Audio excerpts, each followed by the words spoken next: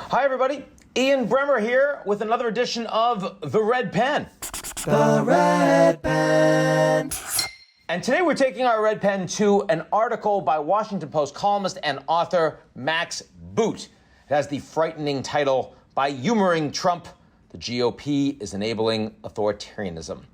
Now, Max's premise is that by kowtowing to a sore loser, GOP leaders are doing irreparable harm to both their party and to our democracy writ large.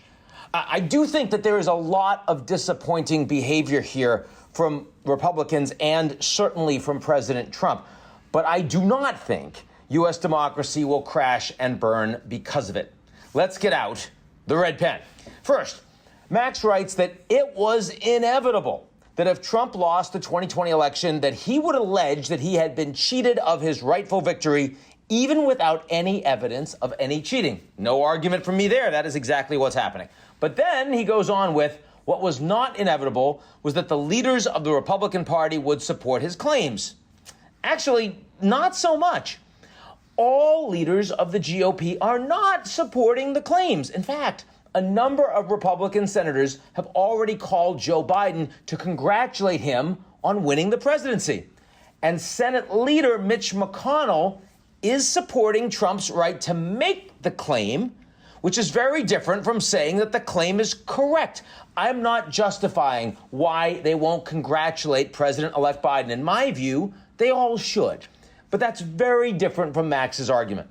Which brings us to the reason why so many Republicans are taking Trump's side in this losing battle.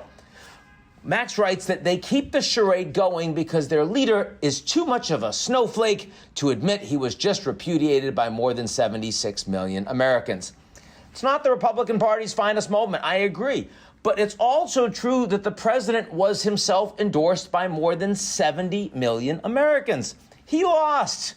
But there are a lot of Trump voters out there, a hell of a lot more than the polls expected. And as long as Trump is around, the Republican Party needs to court those voters to keep their party strong. After all, the balance of the Senate is still up for grabs in Georgia as they head to a runoff in early January. I mean, you think the Republican Party is going to start a war with the president before that election? There's not a chance.